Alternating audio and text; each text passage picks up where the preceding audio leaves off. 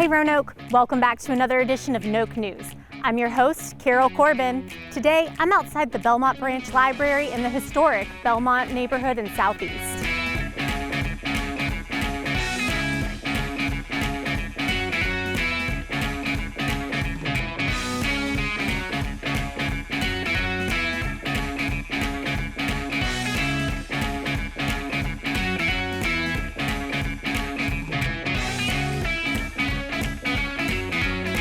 Did you know that the Belmont Branch Library will host over 50 programs in the month of May, including free meals Monday through Saturday for anyone under the age of 18?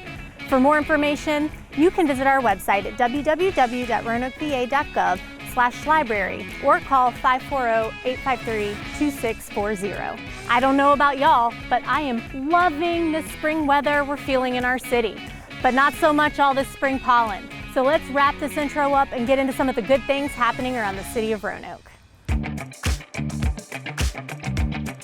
Virginia Senators Mark Warner and Tim Kaine were both in the city of Roanoke earlier this month to present a $2.5 million check to our city for infrastructure updates to the Wiley Drive Low Water Bridge. This bridge is a part of both the Roanoke River Greenway and a roadway for vehicular traffic.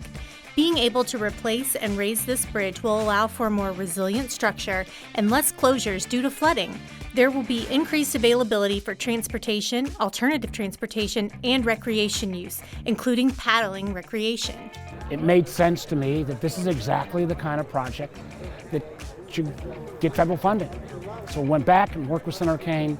We were able to obtain $2.5 million so that now the bridge will get repaired, it'll be raised, it will not flood as much. If you use the river, you can actually float underneath it without threat of bodily harm. So I think the fact that it was a year to the day really shows, we made a promise, we kept the promise.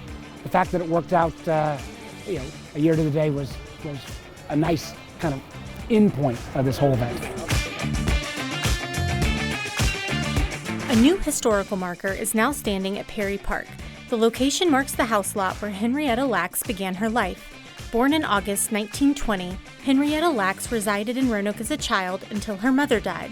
Henrietta was later diagnosed with and eventually died from cervical cancer. During her diagnosis, her cells were collected without her consent and are some of the most commonly used cells in medical research.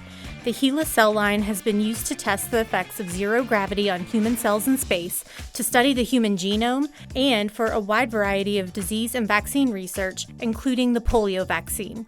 Every person alive today on every continent has been affected by the life-saving gold standard cell line. Today, we're reminded that history has happened all over our city. And this history happens to have not only state but national and even international significance. So right here in the Hurt Park neighborhood of our city, we're celebrating an amazing piece of national history today.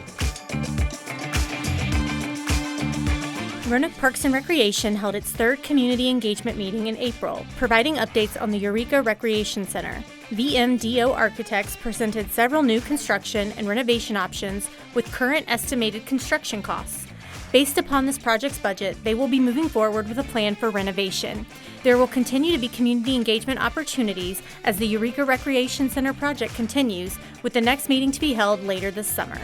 We're very pleased with the comments that folks shared with us. They gave us a lot of good input, things that we can put into the schematic design of the rec center.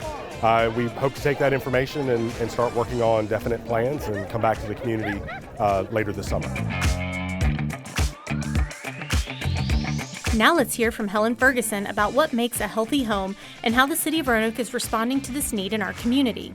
The city's Healthy Homes Roanoke program was recently recognized by the National League of Cities for their outstanding work. Healthy Homes Roanoke is a public-private collaborative here in the Valley that aims to really work to make healthy homes in Roanoke. And so we work to improve air quality, really working to create safe environments for the home. So we work on roofs, stairs, kind of anything that you can think of that creates a healthy environment for the home. So we have the Office of Community Resources, which is where a lot of our HUD entitlement funding comes to the city. We have the Office of Sustainability, which is really cool because when we actually start working on the homes, we get to take the other pieces of sustainability and apply that to the Healthy Homes concept. And then we have the Office of Lead Safe. We were designated as a change agent. So we were the very first city across the country to get that designation. And so we are just thrilled, and we're also excited to gain access to the tools and resources they have. June is National Healthy Homes Month. Be on the lookout for more information coming soon.